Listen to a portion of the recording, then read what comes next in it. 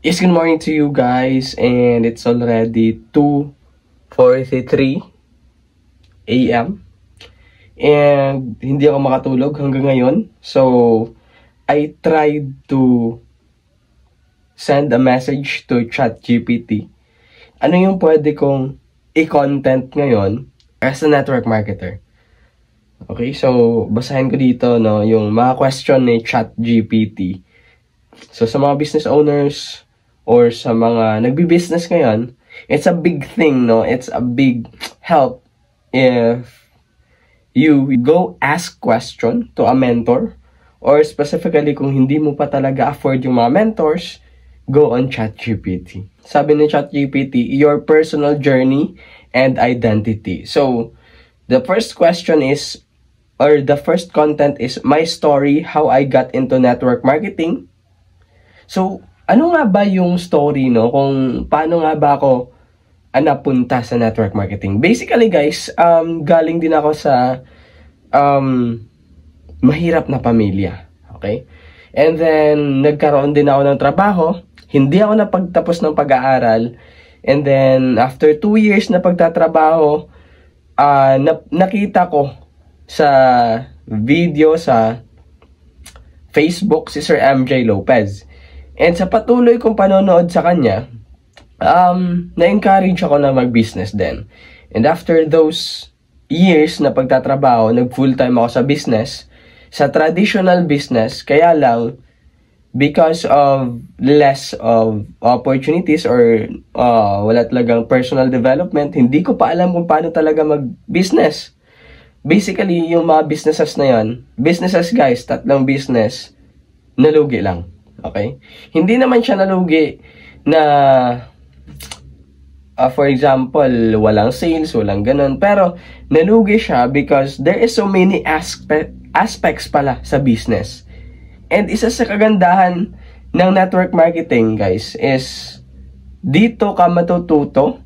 Kung nasa tamang nasa tamang company just like Worldwide Entrepreneurs, dito ka matututo ng fundamentals when it comes to business. Any business that you have. Because Sir MJ Lopez is our mentor dito sa Worldwide Entrepreneurs. At the same time, may mga training programs po tayo and legit po tayo na nagtuturo ng business. Hindi lang po pa-hype sa social media, hindi lang po puro results yung pinakikita. Pinakikita po dito yung proseso. Okay? And paano nga ba ako napunta from traditional business to network marketing? Basically, sa patuloy kong panonood kay Sir MJ, I guess that's the form din kung bakit ako na-reach out ng isang leader, or should we say, network marketer din dito sa Worldwide Entrepreneurs. So, na-reach out niya ako, in-offer niya sa akin yung business. Noong una, alanganin pa ako kasi inaaral ko pa yung business. For 5 months na inaaral ko yung business, doon ako nag-decide na mag-join na sa network marketing. So, yung puhunan ko, ginawan ko lang ng paraan. Nangutang ako, and then at the same time, may traditional business ako na yung puhunan ko pa doon. So, binenta ko lahat. Nag-join ako sa isang network marketing. So, yun yung story ko, guys. How I got into network marketing. And then the next question from ChatGPT is the turning point that make me take this business seriously. Okay, so I take this business seriously agad-agad naman, Kasi those times, talaga ako, breadwinner, kumbaga, ng family. So, since nawalan ako ng pagkakitaan, yun na, sa employment, so kailangan ko talagang seryosohin tong business. I take the business trainings, I take the knowledge about business, and yun, sineryoso ko talaga siya agad-agad. Okay, next question from ChatGPT. What being a network marketer really means to me? For me, as a network marketer, isa siya sa pinakamagandang nangyari sa akin. Kasi, sa network marketing kasi, dito ka matututo talaga. Again, guys, sa tamang kumpanya. Okay? Dito talaga matututo ng fundamental sa business. Yun yung isa sa advantage.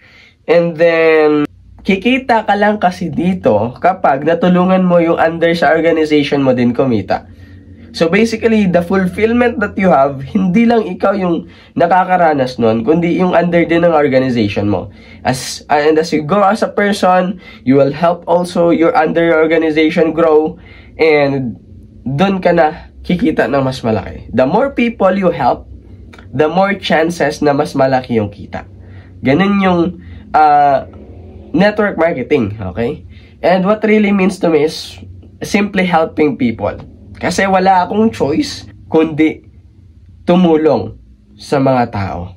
Ganon siya. And it's a big opportunity din for me and for those people na nagtiwala din sa akin.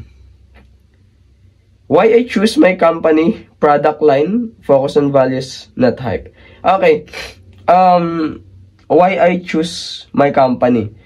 Basically, for 5 months na inaral ko muna yung network marketing, may na-encounter din akong nag-i-invite din sa akin from another company. So, ni-research ko siya, and then maganda din naman yung ibang kumpanya. Kaya lang, since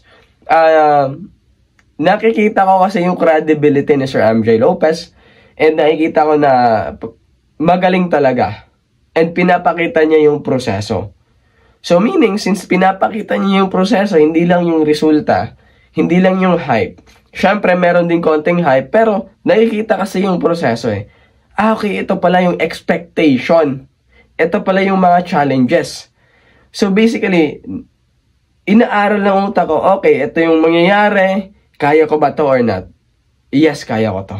So yun yung kagandahan ng pagnenegosyo ng network marketing dito sa company namin, sa Worldwide Entrepreneurs. Kasi, bukod sa pinapakita talaga yung proseso, and then maganda din talaga yung products natin. So kung gusto nyo malaman yung products, okay, you can DM me, okay? Pero hindi tayo magpo-promote ngayon. I just want to answer this question, no? Pero yun, products din yung isa sa dahilan, kasi before nag-join talaga ako na meron akong package, and then pinatry ko sa parents ko yung products. So meron din silang mga health concern, and natulungan sila ng products. Yun yung kagandahan. Alright, so, okay, so that's the part 1, no? And then the part 2, just check in the next video, kasi meron pa tayong hanggang part 10.